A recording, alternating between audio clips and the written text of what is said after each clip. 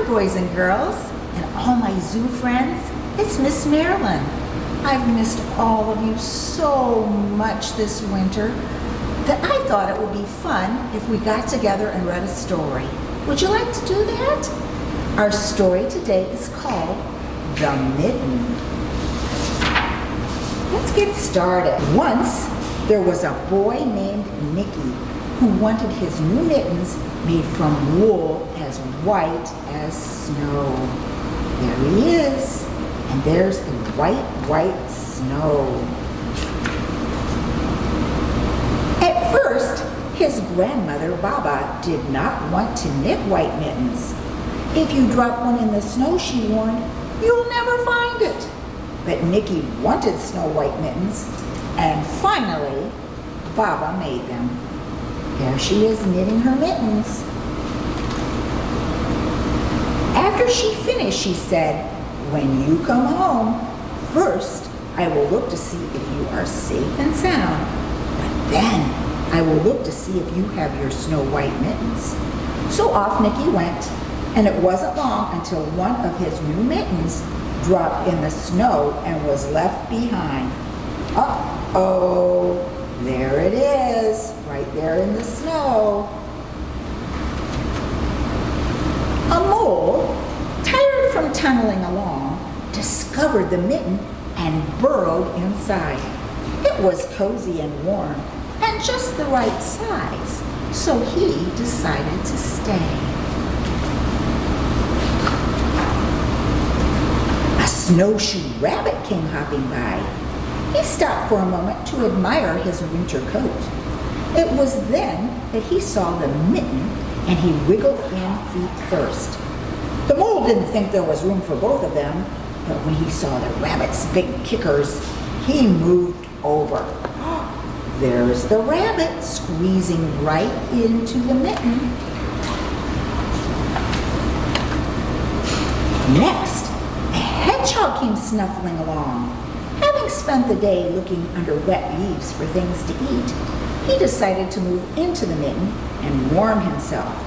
The mole and the rabbit were bumped and jostled, but not being ones to argue with someone covered with prickles, they made room. Here he is, squeezing his little prickly body in there. As soon as the hedgehog disappeared into the mitten, a big owl, attracted by the commotion, swooped down. When he decided to move in, the mole, the rabbit, and the hedgehog grumbled. But when they saw the owl's glinty talons, they quickly let him in. Here comes the owl.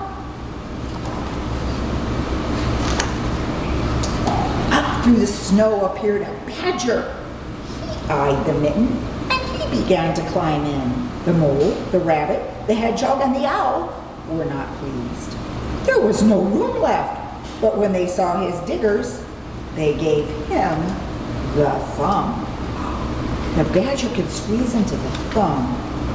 It started snowing, but the animals were snug in the mitten. A waft of warm steam rose in the air, and a fox trotting by stopped to investigate.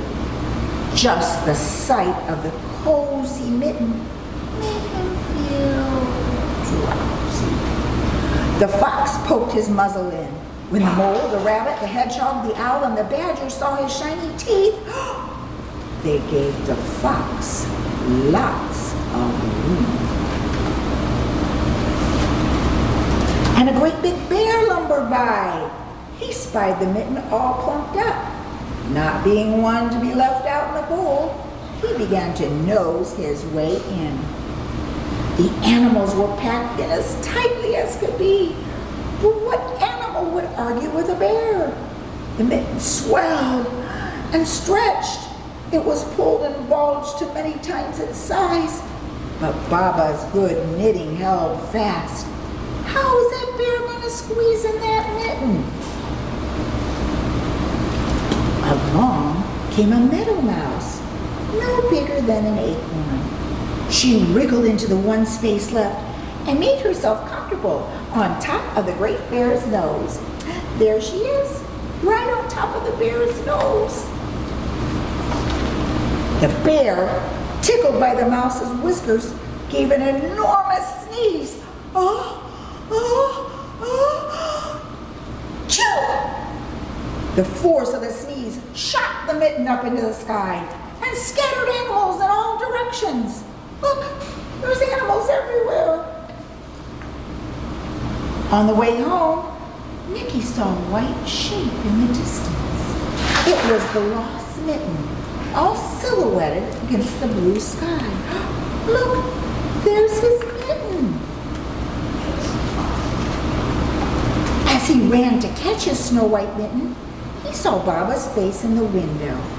First, she looked to see if he was safe and sound, and then she saw he still had his new mittens.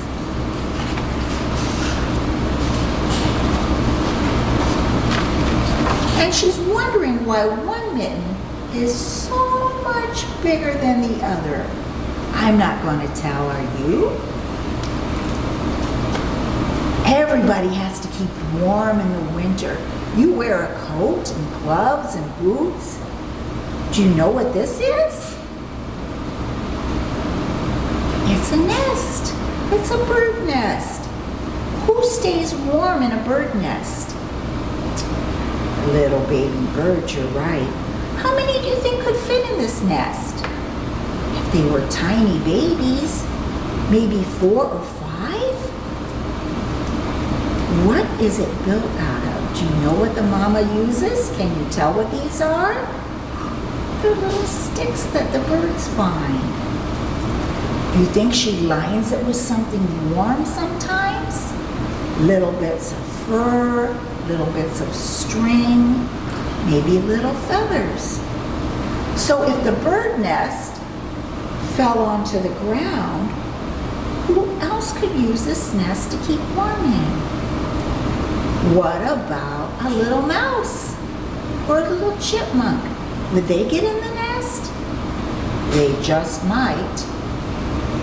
You know what? If we go on a walk outside and all the leaves are off the trees and we look up, do you think we could see some of these in the trees? I bet we could. Do you think we could build a snow fort or a place, a little nest in the snow and pretend we're birds? That would be fun too. So let's go out and do it, okay? Bye, zoo friends. I've had so much fun reading and visiting with you today, and I can't wait to see you in April when we open.